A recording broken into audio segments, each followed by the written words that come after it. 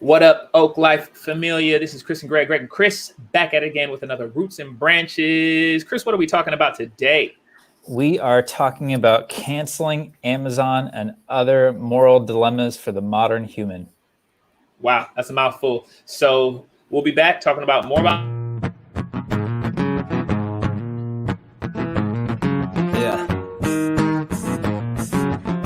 Yeah, look, I get crazy when the mic round. No sense of getting hyped now. But Yo, so first and foremost, our sponsors are no one, but this message and episode is brought to you in part by an awesome organization. Chris, move your head.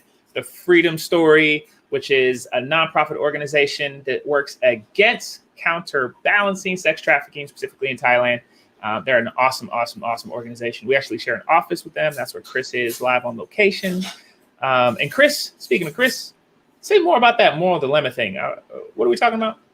Yeah, there's all sorts of, if you're on your social media feed, there's all sorts of people regularly posting, they'll find out a piece of information about a company or a type of food or something. And that will be problematic. Like it'll be like, oh, this organization is doing this bad thing. And there'll be a move to cancel and, or stop subscribing or stop spending your money there.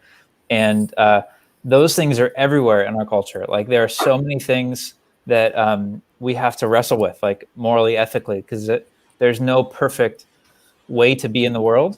And so, recently one of the big ones was Netflix put out a movie that was supposed to be to foreign film critiquing how we sexualize young women. But in so doing, it created controversy because it sexualized young women. Underage women. And so a lot of people were really upset. They thought it was very inappropriate and have suspended their subscription to Netflix. And some of the danger is that not everybody can do that or feels the same, like has the same moral, stance or conviction. So how do we navigate all that?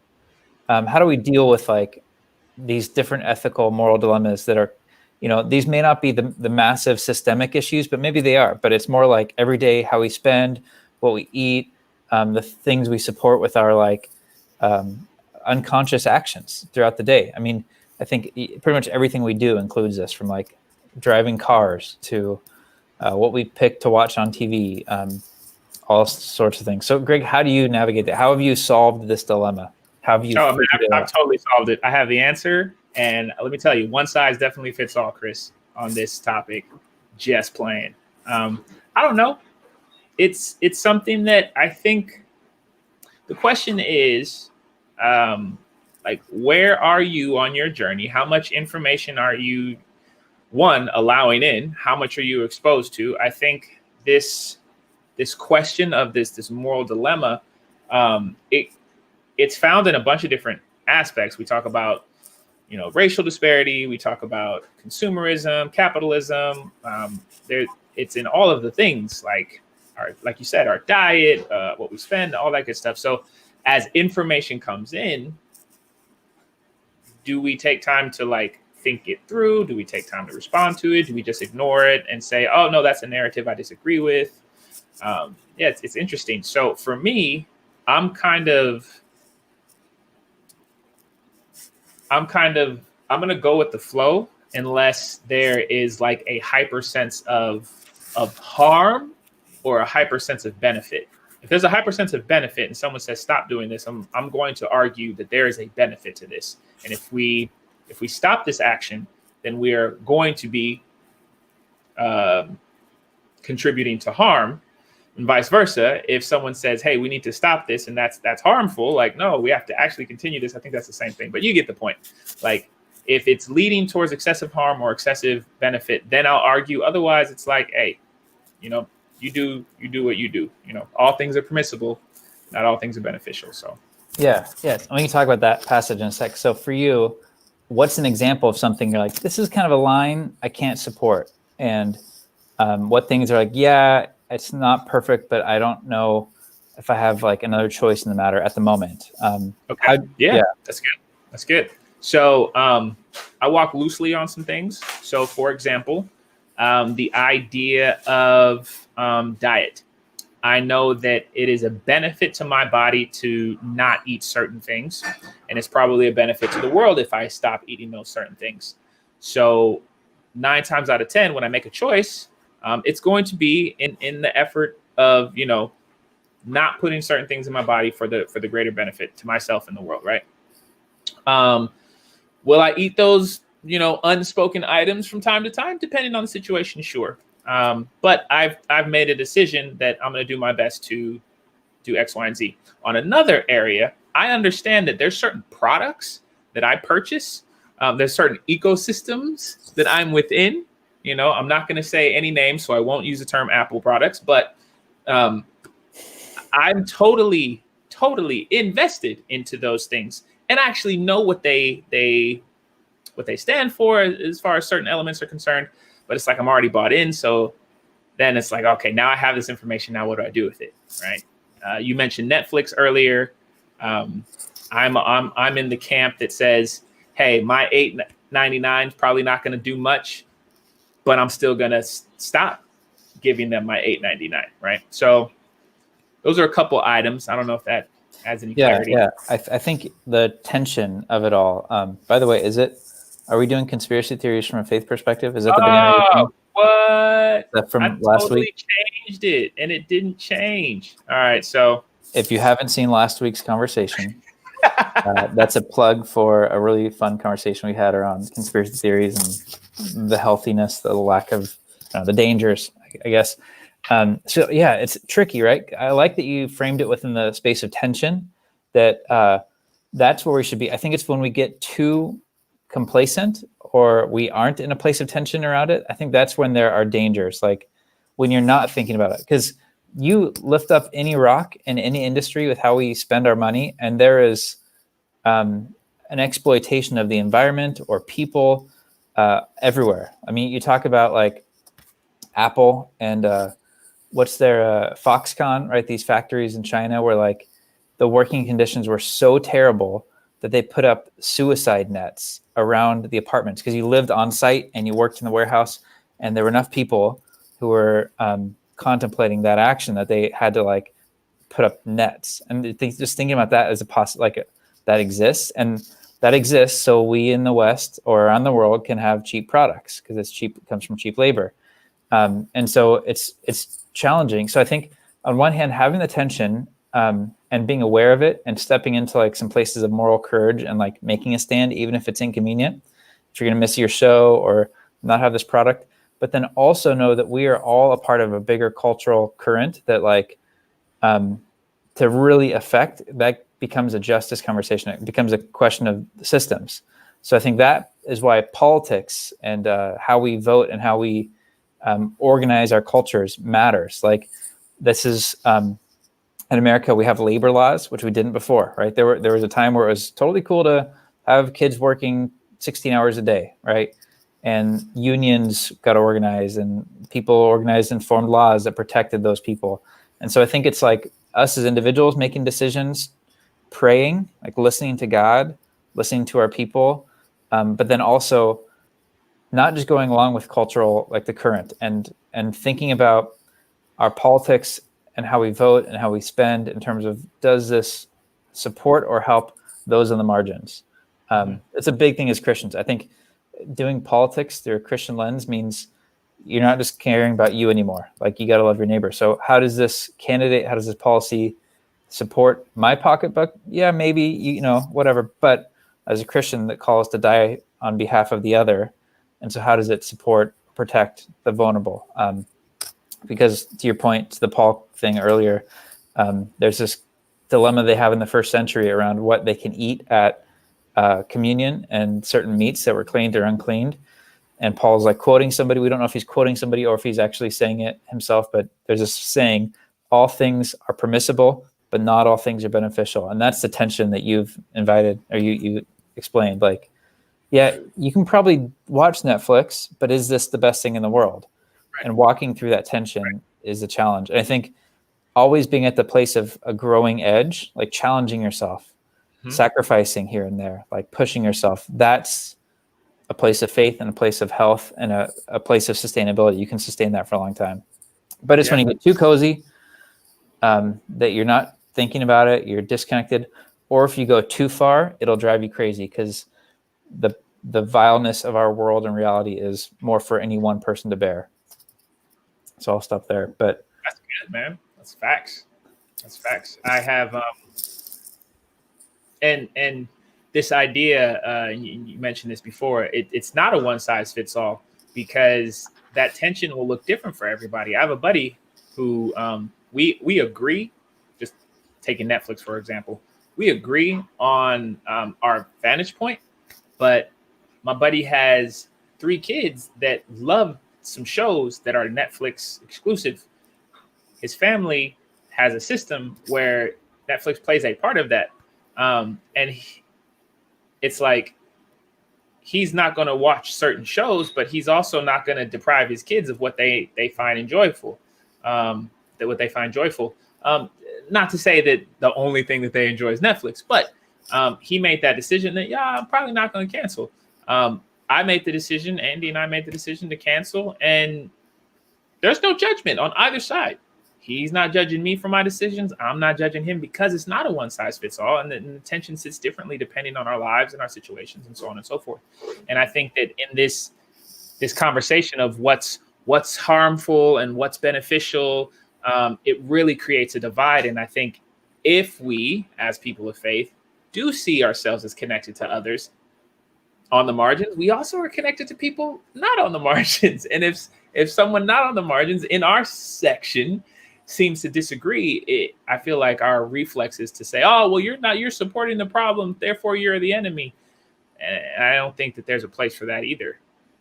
I think sometimes there is, though. I mean, generally, I'm all about like people change their relationships over time. Yes. But sharing your perspective in a loving, and this is a big conversation for our culture. Like, how do we disagree in a way that changes all of us towards the good? Because there's probably things I have blind spots to. I need people to help me out, and vice versa. So I think the space and the method in which you change things is the big difference. Because if you're doing it on social media and just shaming people, often maybe it's getting people somewhere. I don't know, but for me at least, we can easily come across as self-righteous, and I think humility with a lifestyle that backs up your convictions. That bears more witness than a soundbite or a post, like a one-time thing. So you're right; it's not one size fits all. And as long as we're not all comfortable, we're all pushing ourselves. And I also think that like this is you brought this up, or at some point we were talking earlier. Like this is why we need the body of Christ. Like different people will play different parts. There will be some of us who will be on the prophetic edge, and prophetic meaning like calling out injustice, like. And drawing us to that. And there'll be some of us who need to take care of the kids and like figure out ways we can put a roof over our house, a roof over our, what's the expression? Head. Keep a roof over our head. You could have a roof over your house too, I guess. Yeah, I mean, you totally could, Can never have too many roofs. So that's what I always say. So my pappy always told me, boy. Yeah. But I think, the place attention, having love and compassion towards people and grace that maybe they weren't exposed to the same amount of information as you. Maybe they just don't know. There's a lot of like, if I think too much about this stuff, I have a little bit of guilt because I love animals, like, and I love them deeply to a point where like, I think that they're sacred and, why do you laugh? They're sacred and, like beautiful and carry the image of God in them. But at the same time, I eat them. So I try to eat less meat. Like I try to find that middle ground of like, okay, it's gonna be hard, not impossible. If I really felt the call and stuff, and I have at times gone completely vegetarian, but try to eat less from time to time. And we all are caught in that tension. So yeah. I'm smiling because I'm thinking of that scene. It's a movie called Always Be My Maybe, I think is what it's called. Yeah, great movie. And that scene where Keanu Reeves is listening to the animal that he's about to eat, because that's what the restaurant does. And he like says a prayer and then he starts crying. And then he goes to eating it, and it was just hella funny. So that was my favorite scene of the whole movie. Like, I think the movie would have stood alone outside of that, but when that happened, I was like peeing my pants laughing. so good, dude. Keanu Reeves is a legend. But so there's three, like, I feel, big focal points here. We kind of started off with this idea of attention around responsibility, around our actions, and it kind of shifted to how do we confront? I want to hear more of your thoughts on this part. How do we confront and disagree in a healthy way? When, like, what prompts the opportunity where we need to step in and confront some people, right? And then this idea of maintaining grace because we're all connected. So, like, of those three, I want to hear more on this idea of when is the proper time to confront an individual where there is disagreement. What are your thoughts on that? Yeah, well, I think it's very circumstantial and contextual depending on the relationship, the topic, and so many other dynamics. So I think there should be a place of that, and I think our culture, we go to the extremes, like we lash out and confront people indirectly, largely on social media, and it's harder for us to do that in person. Like, we're more we don't want to upset anybody. We don't want to offend anybody, and so it's challenging because I think our culture doesn't have a high tolerance for being held accountable. Like, I think we're because it's kind of the pendulum swinging against morality that was so black and white that, like, hurt people. So we've gone the other way. But so for me, it's ideally in a relationship where there's an open door to talk about things in love and grace. And sometimes that's uncomfortable if the person brings something up. You have to, like, share.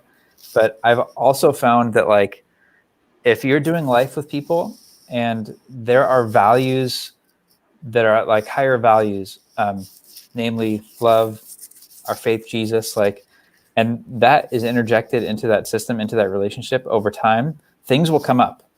Like, and people will often naturally realize it just by being in a relationship. Like, here's an area where I've had some friction with this person. Here's an area where I need to change or something. But if there is somebody I'm disagreeing with, depending on the circumstance, I will approach it very differently.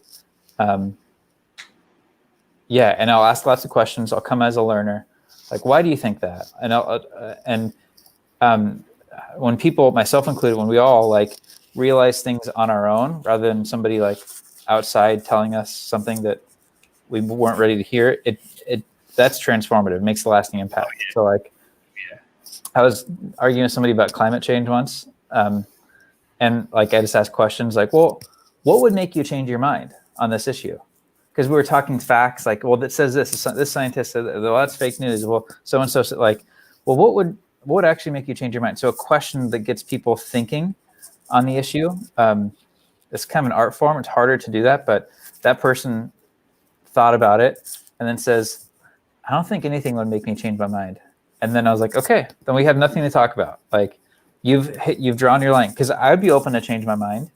And that brought up the deeper issue of, like, where this person finds their identity and how they think through things. And it's a point that I think they wrestled with. Like, the issue brought us down to something more in their heart. Not the issues aren't important. Climate change clearly is an urgent crisis. But what about you? You got any thoughts on that one? No, that's good. Sounds like some Jordan Peterson insight on your strategy there. Some good Had stuff. to bring him up. Anytime. He's very controversial. Peterson, it's a good time. It sounds like what you're saying, though, just to kind of, ping pong back what you presented, was that confrontation, right? If we're going to confront an individual, the best way to do it is to have an established relationship, one that is not like surface, but a deep relationship, which turns confrontation into carefrontation. And when we can carefront one another, then it usually goes well. All jokes aside, I 100% agree. I think that information that is shared how it is received is 100% dependent on the dynamic of the relationship. And if there is no relational dynamic, the information will not be said. You said something along the lines of when we can come up with the idea versus someone telling us the idea, it just lands, just hits different. And I think asking questions is a good way to get people to see that. So yeah, no, I agree 100%. 100%. All right, what's one area of my life you're like, Chris, you should think about this? Oh man, that's funny.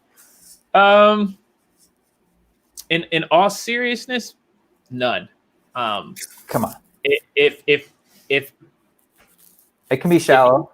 if you were like, if there was like a shallow thing, then it'd be like, yo, this is something I want Chris to do. But again, on that meter of like beneficial, it's on the low benefit, right?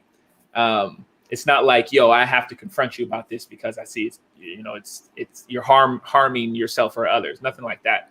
But I would want you to get into boxing specifically, and I would want you to get into more of the current trend in technology. Not that we can become dependent on it necessarily, but that we're more versed in it. So those two things. So like technological, organizational, system, like lifestyle changes, and then learn how to box, specifically boxing too, of all the martial arts. My savior was a nonviolent activist. So, and I follow Jesus. It also knew how to flip tables and was incredibly agile when it came to conversing and confronting. Yes. And the sweet science of boxing is one of the best in regards to agility, nimbleness, and getting in and out. And that's what Jesus did. You know how he like dipped from the crowds? It was like, oh yeah, they went to stone him, but he dipped from the crowd. That's boxing. It's 101, man. You gotta learn it, bro. Hands down. Well, that's a good note to end on. Jesus, the boxer, trying to picture that. Yo, the art of not getting hit is boxing. And Jesus knew how to avoid punches when necessary. You don't have to throw them to be a good boxer. Just look at Floyd Mayweather. Undefeated. Doesn't knock out anybody. I mean, he has some KOs, but that's not why he is a champ. And Jesus wasn't a champ because he threw punches. It was because he knew how to navigate. But yeah, we can end with that. That's a good one, man. Any closing words for the people? No, I don't think so. I think that's it. For all of our non-viewers currently at the moment, we have Lyrical Opposition coming up next week. Sunday service is going to look a little different, so stay tuned for that. Autofocus doesn't work on this thing. But that's it, and that's all, y'all. Continue to live, love, fight, and follow as Jesus did and does. Peace. I